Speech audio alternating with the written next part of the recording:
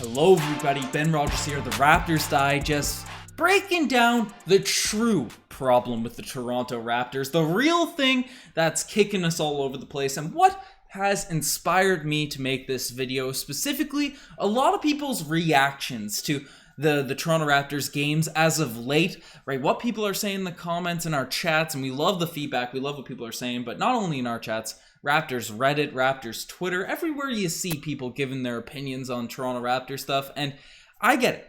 I get it that games happen, and Riker and I come on after every game and react to stuff, and obviously sometimes you're living in the moment, you're reacting to things that happen, but I've seen too much disrespect to our top guys on the roster because obviously they require the most criticism because most of the load is put onto those players. When the team is underperforming, you're going to look to the top 1, 2, 3, 4 guys on the roster and say, okay, it's your fault we're not playing well. However, all the spinny pea memes, all the, what are they calling them? Spicy trash, right? Freddie VanVleet, disrespect. That's the only way to put it in our chats. It's gone a little bit too far because they aren't the true problem with the Toronto Raptors right now. And I get it. We'll talk about Siakam first because he's a guy on a max contract and people love to bring up, you know, he's not living up to those contract expectations. And that's definitely fair. He's not been a max caliber player since the bubble, right? Since prior to the bubble. But that season we were going into the bubble, he was looking really nice, playing at a high level. But ever since that point, he hasn't been a max level player. Now, has he been good? At times he's been tough. At times he's been good. But I'd argue he's been pretty nice as of late for this Toronto Raptors team. Obviously struggled a bit coming back from that shoulder injury. But even with that said, his stats over the season haven't been that awful. 19 points per game, 8 rebounds, 4 assists. Right, the 30% from the three-point line is something that's a little bit troubling. Not a little bit. It's more than troubling for your max guy number one option. However, the mid-range jump shooting has been a lot better, and he's taken less threes, which has been a positive. Right, he's getting back to more what he's better at doing. You know, getting into that mid-post, working. Now he's got that mid-range floater, fadeaways going. So obviously we'd like to see the three-point shooting going, but Pascal Siakam has played well, and in a performance where he had 25 points last night. People were still trashing on him in the comment section, and he played solid defense, got a very clutch block on, I believe it was on Durant actually, down the stretch of this game, or maybe Patty Mills. I don't want to go too far there, but I thought Pascal Siakam's been playing pretty solid, and obviously at the end of the last game, Fred VanVleet just didn't take the greatest shots, had poor shot selection. I get that frustrated a lot of people. I get it, right? But Freddie VanVleet had a 30-plus point per game point performance, and all season has been our guy. I'm going to show his stats on the screen now as well. 20 points per game, 5 rebounds, 6.5 assists, 1.6 steals, 39% from the three-point line, 43% from the field. The turnovers are 3, which is average for a guy with his usage rate, but that stat line is pretty remarkable. You can see visually, he has gotten so much better at finishing around the rim, which was really his biggest hole coming into this season. And yes, he doesn't have a go-to move right now, the same way Kyle Lowry had that right going left, right foot in, step back, right? He'd always shoot his game winners or shots that are in the clutch, going that way, making that move every single time. Or it could have been a step back post fade off the right shoulder. Kyle Lowry would always be doing that sort of stuff. Fred doesn't have a move like that. People are saying it's the size. You can get those shots off without the size. Kyrie Irving hits clutch shots. Kyle Lowry hits some clutch shots, right? You can do it at his size, but he doesn't have a go-to move, and that's something he needs to certainly get if he's going to be shooting clutch shots. However, if we're having an all-star this year, it's going to be Fred VanVleet. We need to start putting more respect on his name. And I didn't feel the need to break out the stats for Gary and Scotty. I thought they've been sort of respected by all the Raptors fan base. People like what they have going on. Obviously, Precious has not been that up to scuff, but he's been out of the lineup. And it's specifically Spicy P and Fred VanVleet that are catching all the flack. So, if they're not the problem, right, if they're being solid, in my opinion, right, they don't deserve all this flack.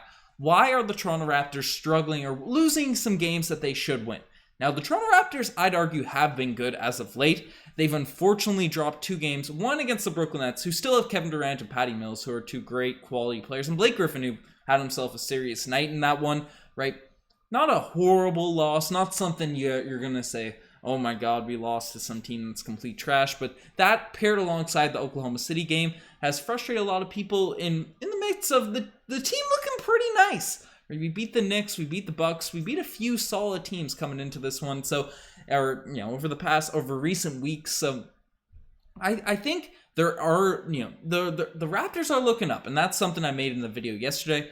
But if you look at what people have been saying, you're diving into the numbers. It's not the starting unit that's the problem, right? And the true issue right now is, look at the stats from last night. Fred, Gary, Pascal, and Scotty had 104 points combined, 50% shooting. Everyone else outside of our top 4 guys had 25 points on 35% shooting. And Chris Boucher, he could honestly be lumped in with the main guys right now because he's started to play well as of late, given the expanded role. Obviously, we're hoping Precious and Birch come back, but it's currently the bench that has been very inconsistent for the Raptors. And now I'd argue that the defense has looked a lot better. And the reason we're winning games and close games, because the 2 losses we've had against the Thunder and the Nets have all come completely down to the wire, right? And if not for some wild finish at the end of the Oklahoma City game, we'd be on a nice little win streak if Champagne's tipping just fell, right? But unfortunately it didn't. I thought I had the Champagne animation ready to go, but I did not. But outside of that 1 point and 2 point losses, right, the team has been nice. And I think the bench's defense, along with the starters, the defense has been good. But the fact that we cannot get consistent, reliable bucket getting off the bench, it's the biggest issue right now. And I alluded to this a little bit in the previous post-game reaction, right? But 1 of 6 from the 3-point line from Utah, right? 2 of 7 from the field for, Fiji Water, right? Our guys that we're expecting. We have high expectations for as role players, as bench players. And it's gotten to the point where Nick Nurse, at least last night, just decided to barely play those guys. And Svi Mykhailiuk, we know it should be a good shooter, right? Has the capabilities to finish around the rim, but it seems like we don't have that consistent presence. And this is the issue, right? Especially with a young team. Guys are coming in and they're not used to being, young guys are notoriously unreliable. They show spurts, they show flashes of tremendous production, but then they dial it back. They don't come in as ready to go. They don't come in as sharp with the 3-point line shooting. So that's something we're going to really need to fix up if we're going to make a playoff push. If we're going to, as I've been saying, get a top 4 seed, right? That's the big hole that we need to fix. That's how we go about it. We need some productive scoring off the bench. And to bring up another stat from the last game, right, Fred VanVleet sat for 5 minutes. The Raptors lost those minutes by 10 points.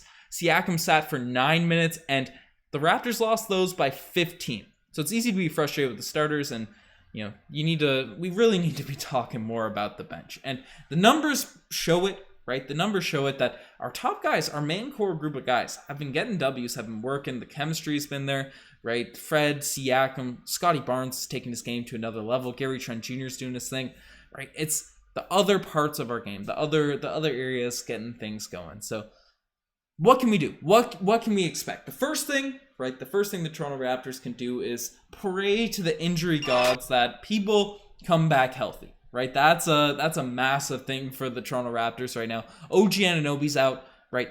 But obviously we have a lot of talent there on the wings. We have Pascal Siakam, we have Scotty Barnes, we have Gary Trent Jr., right? We have a lot of guys that can fill those wing areas, right? The 2 through 4 position. And I know a lot of people, the power forward, that's a down low spot. In the modern NBA, the 4 is a wing position. But we're also out for Precious Achiuwa and Khem Birch. Now, Khem Birch has been a guy that was really coming into his own this season, right before he went down with all those leg swelling injuries. I don't know what he has. It's a right knee contusion, bruise, whatever he's got on the go, right? He was coming into his own. The Raptors playing really well with him out there as center. And obviously, people don't like the Precious propaganda right now. I can't deny he's been struggling, even though he is the next Giannis and better than Bam Adebayo. But he is a big body, right? And the Raptors got absolutely crushed on the boards last night against the Brooklyn Nets. So without those guys, without OG Anunoby as well, right? We will have a lack of depth. We're relying more on guys that are lower into the rotation. Now, we should have a next man up mentality. We should have everything on the go with that, but it's tough to be safe for a team that clearly doesn't have the depth we were expecting coming into this year, to expect the younger guys or the guys in the deep bench to really perform. So that's one issue. Get the injury guys back. And I know a lot of teams are dealing with injuries, and it's something you got to face with when you're a younger team and not very deep team currently. Second thing is just hope.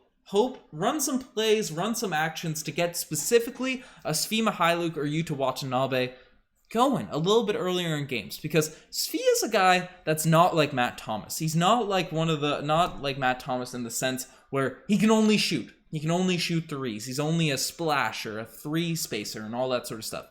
Svi Mykhailiuk has some moves in his bag. I'm gonna play this Fiji animation one more time because he's a guy that can get to the rim. Right, he can do his he has those weird finishes where he's going full speed. Times he looks out of control. He kind of hooks it at times. Right, his handle's pretty nice. He's got those middies. He has some moves in his bag. However, when he doesn't, and this is something we said during the offseason when we acquired Svi Mykhailiuk, and looking at what Oklahoma City fans, Detroit Pistons fans talked about the guy, and they said he is inconsistent with his three. He's a great all-around scorer, but he's inconsistent. So I'm thinking, if we get Svi Mykhailiuk going to the basket, feeling good early in the games, then the three-point shots will start to follow. He'll feel more confident. He'll get more of his game going. I think that's something that Nick Nurse should probably look to integrate into sort of the offense. Him going in, and the same thing with Yuta Watanabe, because his handles looked a lot better. His finishing around the rim, he's looking a lot more confident this season. So specifically those two guys, because I think off the bench, Delano Banton, obviously he does a great job at creating for people and getting him back as well. He was duly missed in the previous game, but getting those three guys specifically going to the basket, driving hard, and then playing inside out a bit, running from the inside, being confident, getting into the lane, and then spacing out, not relying on three-point shots too much when, they're capable three-point shooters. However, they're more all-around players and getting that stuff rocking. So if Nick Nurse can sort of get the game going from the inside out a little bit with the bench, get easier looks, maybe draw up some plays for some guys coming in, I think it'll go a long way improving that bench performance. But I don't know. That's enough of me ranting on this one about the truth behind the Toronto Raptors' struggles lately. Let me know what you guys think in the comment section below. What do you think the Raptors need to improve on? Am I crazy for being hyped or happy with our top guys, or is it the bench? Do you guys agree? Let me know in the comment section below. You're the best to make this far. Check out the Instagram, the Twitter, the TikTok, all that cool stuff. Check out the channel memberships, the merch. Anyways, I'm signing out. Cheers.